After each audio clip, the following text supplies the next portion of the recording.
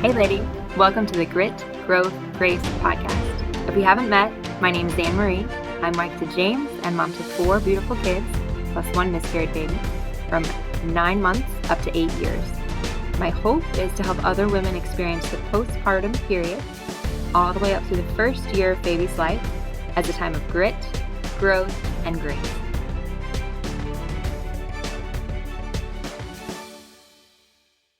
This is episode 12. Hey lady, last week I told you my youngest had just turned 1.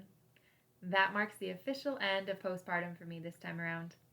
The most bittersweet part was nursing him for the last time on his birthday. I'm proud of having nursed him so long. Grateful because he popped himself off on each side and hasn't seemed to miss it since. And then sad because it's a way of being close that we had. But now he's ready for cow's milk, which he loves. And it reminds me that he's growing up. As I record this, we're doing last-minute packing for vacation, and we'll be gone on a cross-country adventure for 10 days. While I pack, I've been doing some thinking and reflecting on this past year. I thought perhaps sharing a few musings might give you a starting place to do some reflecting yourself when the end of postpartum comes for you too.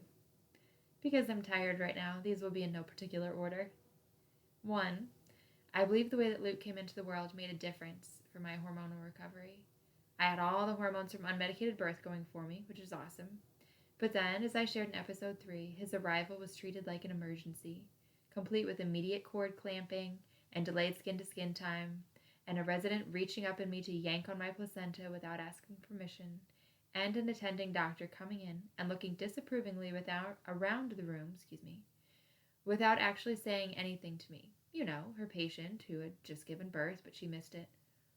All of that spiked my cortisol, the stress hormone, no doubt, and I think that impacted me for quite a while, especially because my son continued to have intermittent episodes of getting super pale in one extremity or the other for months afterwards. I think because he didn't get all the cord blood in him. It was hard to think that I'd prepared so well and labored so well to let go of control and let my body do what it needed to do, and it did. It did. And then I was cared for poorly and with unnecessary stress-inducing urgency. It's not so hard now because of the passage of time and the resolution of my son's episodes and the fact that I took action by speaking to multiple levels of administration at the hospital where I gave birth, as well as the OB practice that cared for me. I think the emotional healing is not yet over, so that's what I've got for now. But I would say it is a lot less hard to think about and talk about now than it was earlier on. One funny thing about the hospitalization was that I went in thinking, come heck or high water, I wasn't going to be convinced to wake up my sleeping baby to make him eat, knowing that every single time with my older kids, at the 24-hour mark, they wake up on their own and they want to eat often after that. But typically in that first 24 hours, they're pretty sleepy. And previously, I just listened every time the nurse would come in and say, oh, is the baby fed? And I was like, oh, no, he hasn't. So I went in thinking, I'm going to let this baby sleep as long as he or she wants to, because when we went in, we didn't know if it was a boy or a girl. But the funny thing is, the floor was so busy the night that we had him, like the night after when we were in the hospital, no one even came in for close to 4 hours. So the baby slept, and I more or less slept, and it wasn't even a thing. In good news, breastfeeding went awesomely.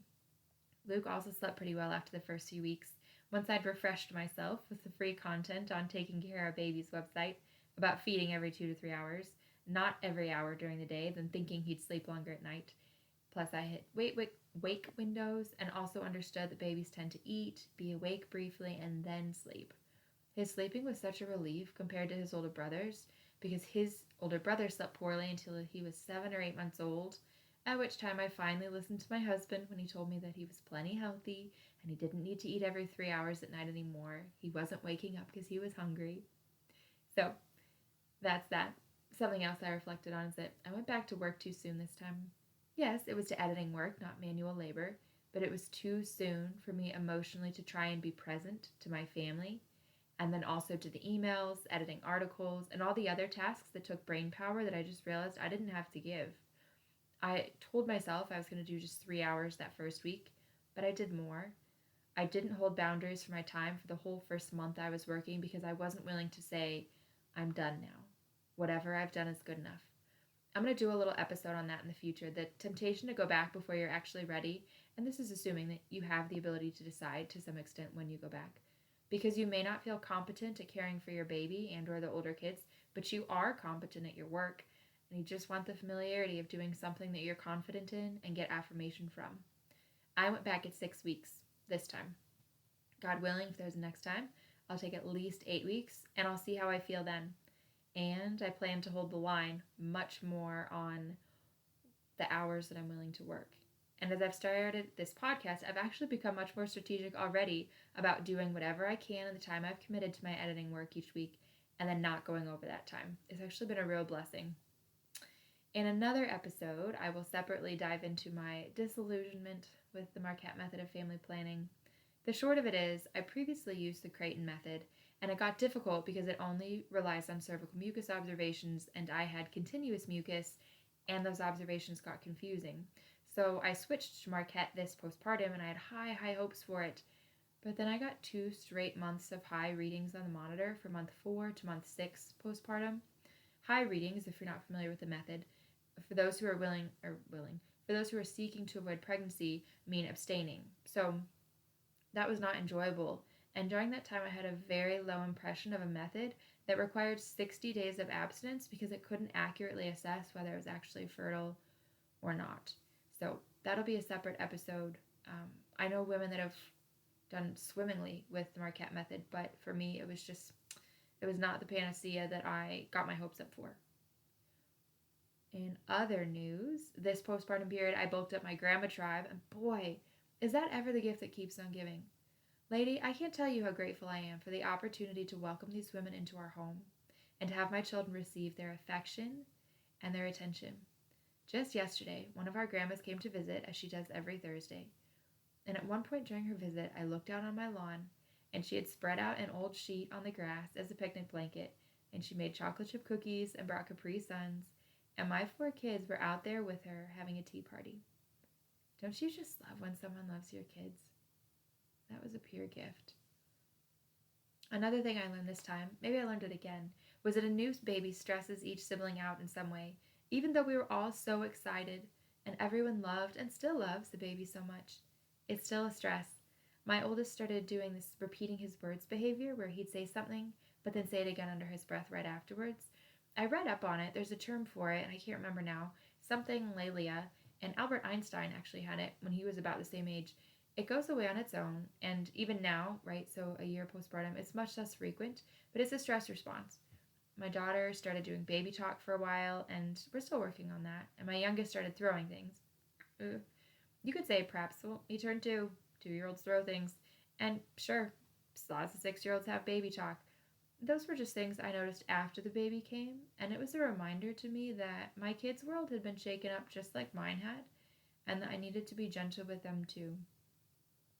Something I did to prepare for postpartum this time was to teach my older kids new skills, starting in the 3rd trimester, and by the time the baby had come, they were feeding our dog in the morning and in the evening, and doing all the dishwasher loading, unloading, and putting away the dishes on the drying rack. When the baby came, they refilled my water bottles and brought them to me, and there have been other tasks I've added in since then, especially related to laundry.